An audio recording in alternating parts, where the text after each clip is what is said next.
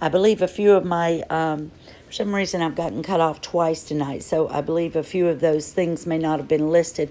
But here we have Lady Colin Campbell. She's the lady who's writing Harry and Meghan, the true story.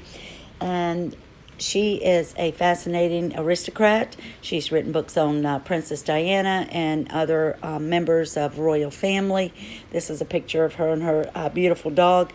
But I can't wait for this book to beat the book release of Finding Freedom by Omid Scobie. 70-year-old enlisted the help of two adopted sons, Dimitri and Michael, who appeared on MTV reality show with Meghan's nephew, cannabis entrepreneur Tyler Dooley.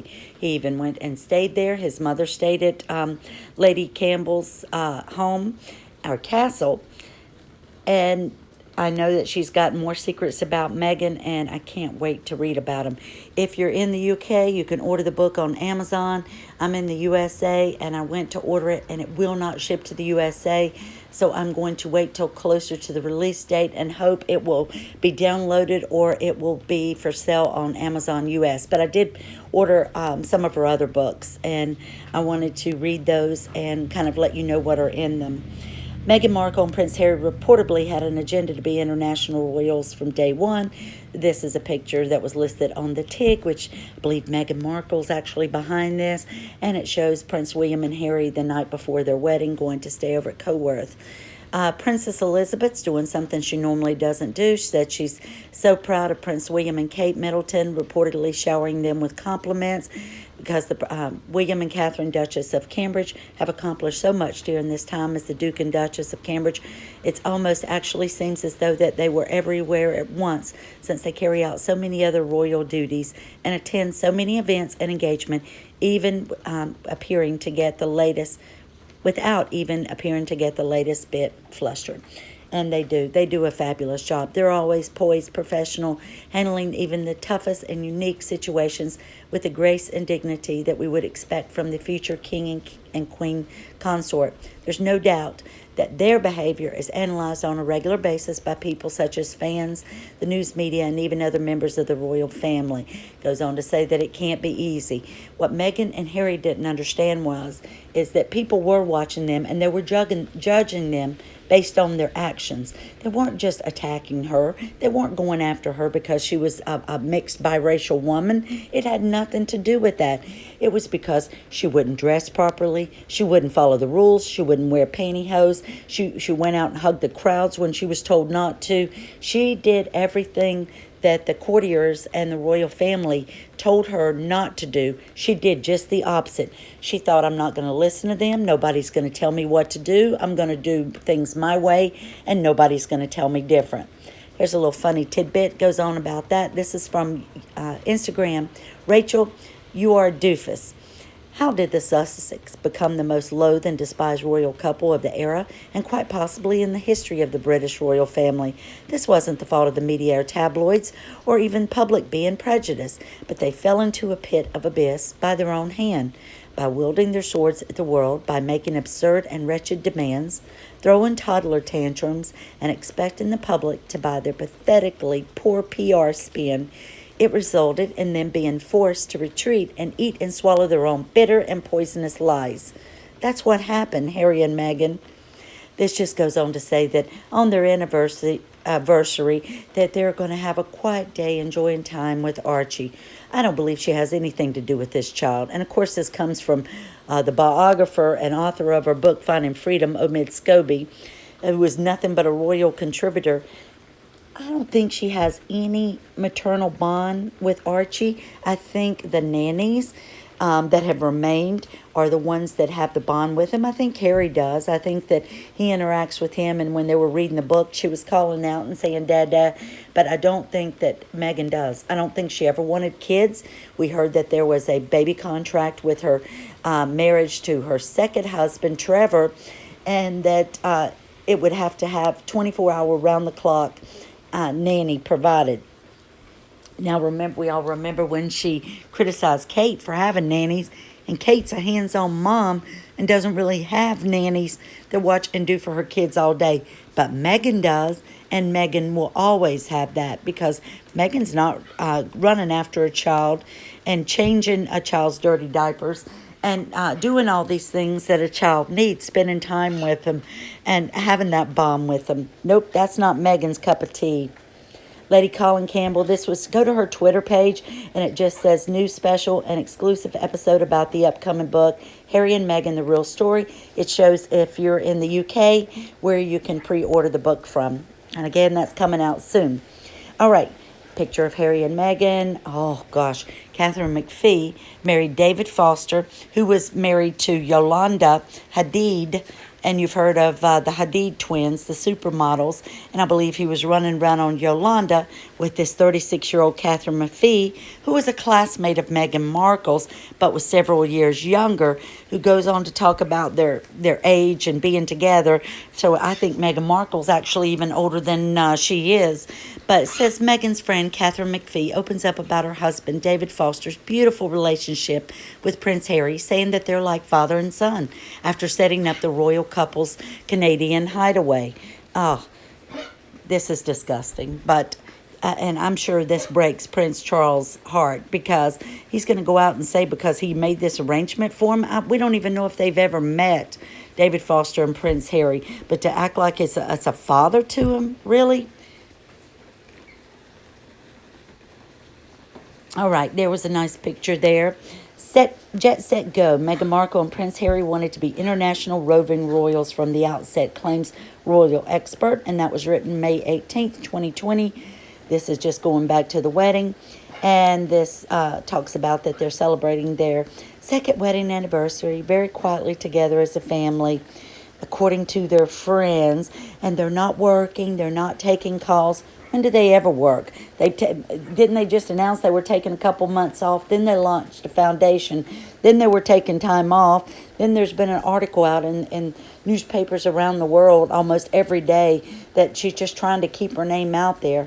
Meghan, you're making it worse for yourself in Hollywood. If you ever want to get a job out there, you need to let it go, because public opinion of you and is not your opinion. Believe me, we all can't stand you for the lying, manipulative person that you are. Oh, okay. Take that day off work then. Keep taking it off. That's all you guys have done. All right. This just talks about going to the altar and, and their anniversary. This is a timeline. I'm going to go through this one quickly. All right. Prince Harry and Duchess Meghan of Sussex celebrate second wedding anniversary.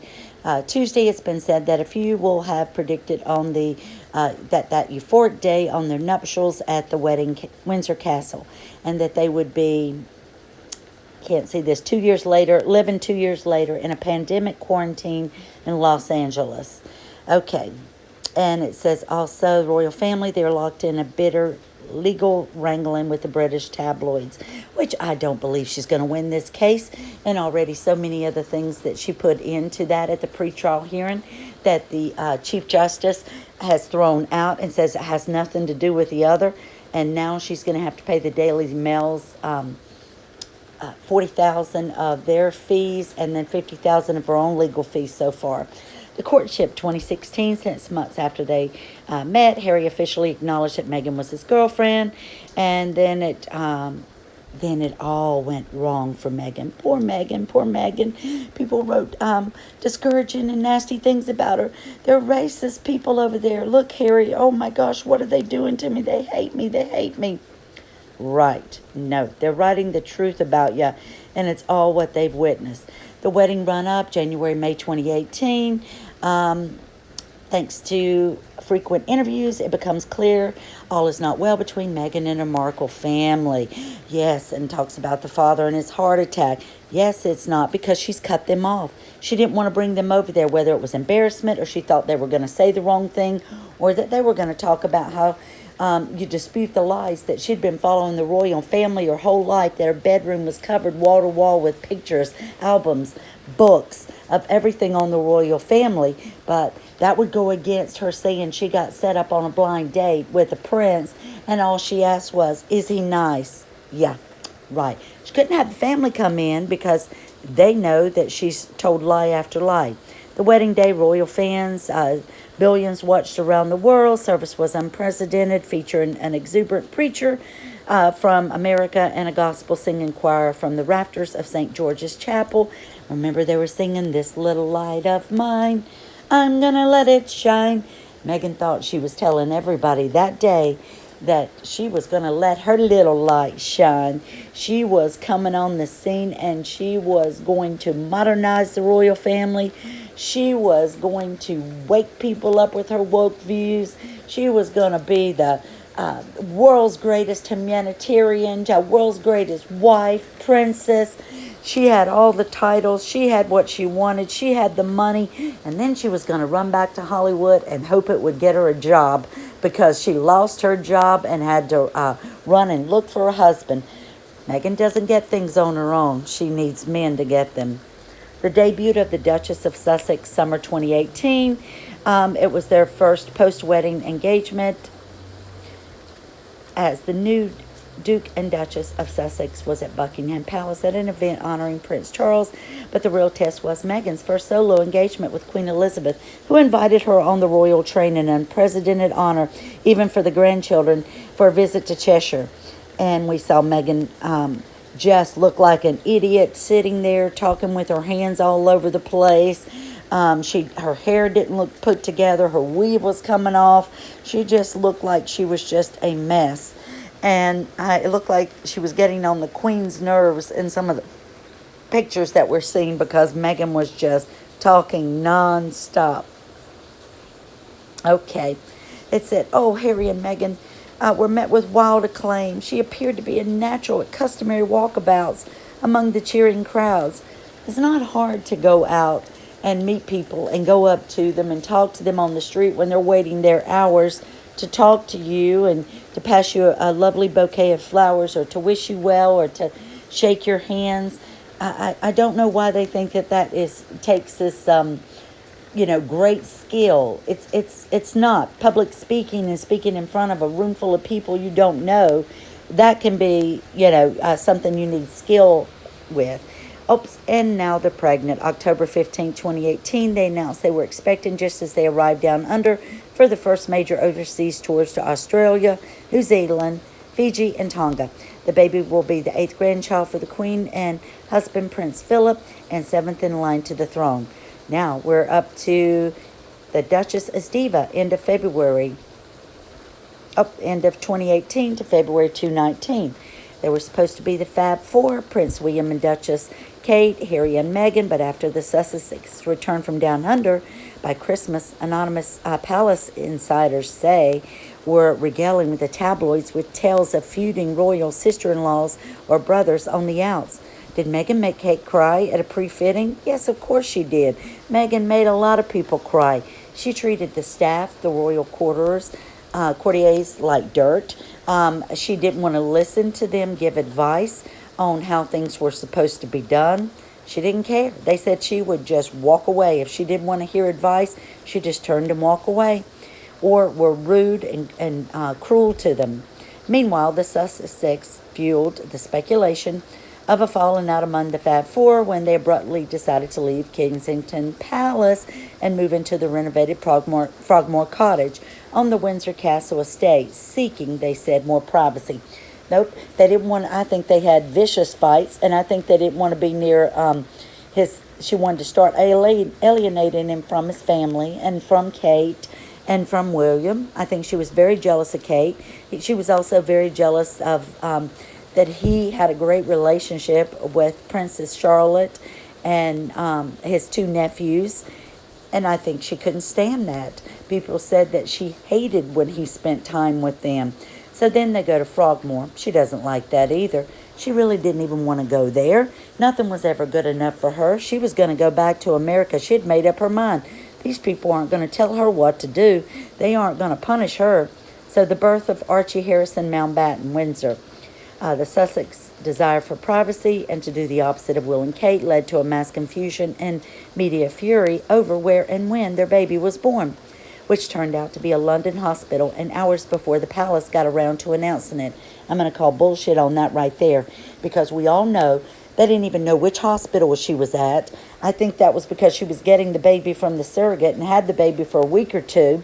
They couldn't get anybody from the royal doctors or even from the palace to sign off on the birth announcement. They act like the palace didn't put it out till late.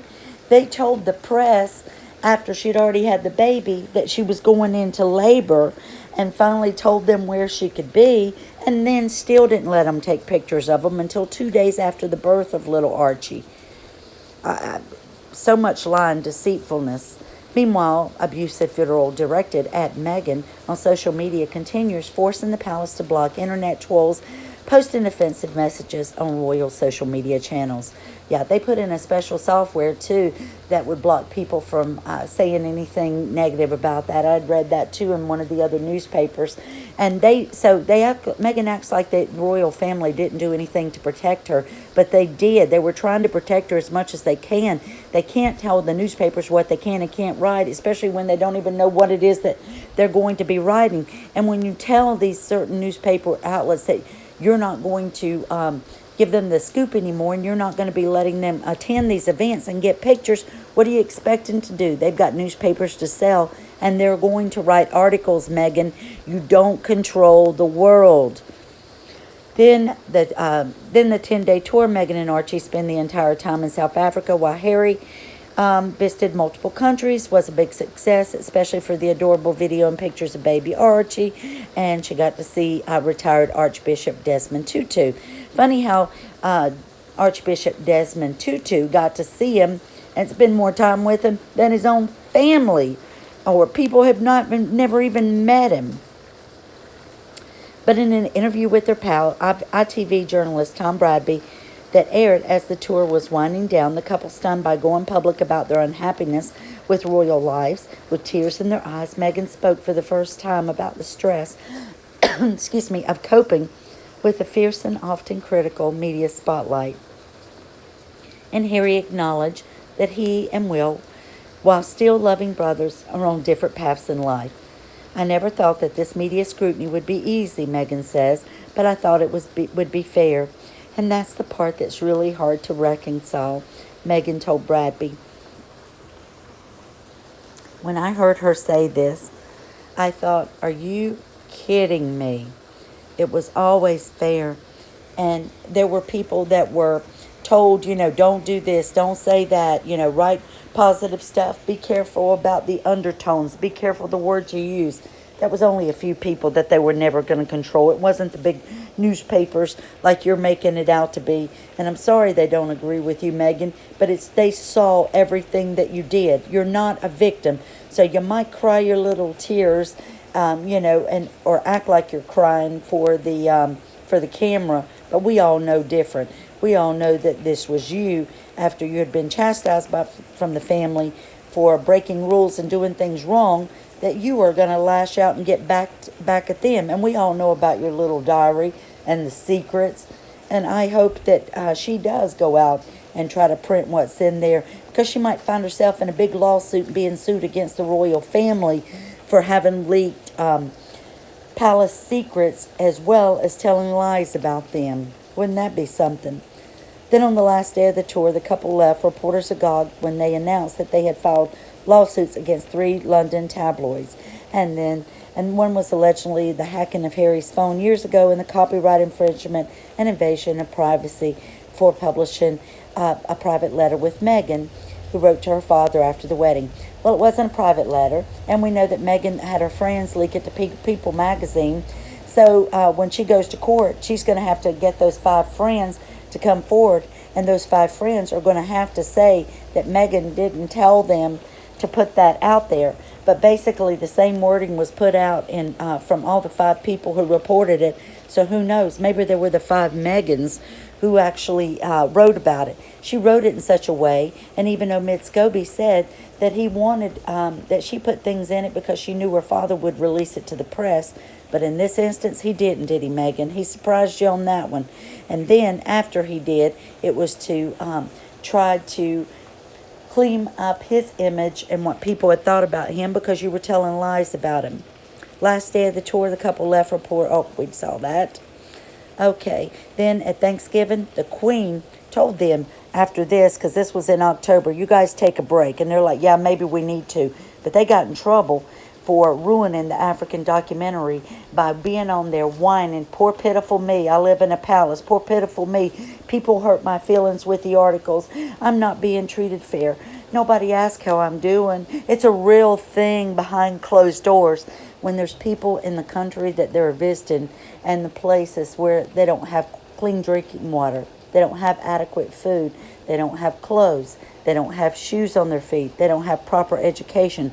But no, these people live in palaces, have people to care for them, for their every need, wipe their bottom if they wanted, and they're going to have the nerve to stand there at that time and play the victim.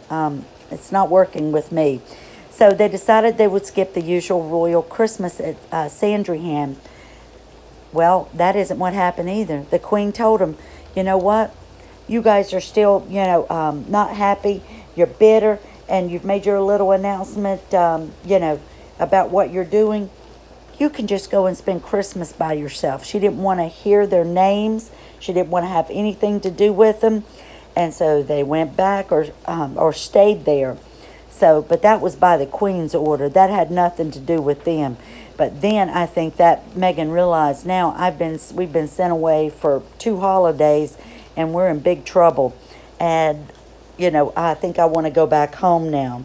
The tabloids snipped that they were snubbing the Queen, but Buckingham Palace said she fully supported the planned couples. Of course she did. She didn't want them there. She had hurt every member of that family. Do you think they want to go and spend Christmas with her? Do you think they want to have her around? And how could she show her face after the lies that she had told about them and the lies that she had told about William having an affair on Kate? And all of this was made up, and it was found out later that Meghan was the one who put that out there. She was so jealous of Kate and still is. So they returned from Canada with a stunning and historic announcement. They were stepping back from the roles as seniors working royals. Okay, the outcry was deafening. The media quickly adapted a long-standing Twitter epithet against Meghan called Mexit because Brexit was going on to blame her for the move, but it was clear this was as much Harry's decision as hers. Sure it is. Harry, you need to stand up and realize what you've done. You need to quit crying over spilled milk, quit crying about your mom. Be a man, grow up and be a father. And if Meghan is making you change and be the person that you're showing us that you are, you need to get away from her because you're not going to be able to change her.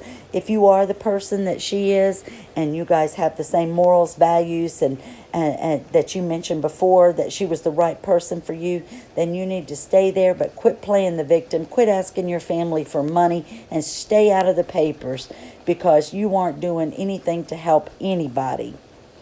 So they had their negotiations. They're going to have the 1-year meetup again next March. Sussex last hurrah. So when they went in March of this year, awkward public appearance and just at social gatherings and the Commonwealth Day.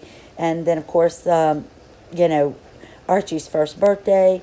They released the video, and it was for the Save the Children.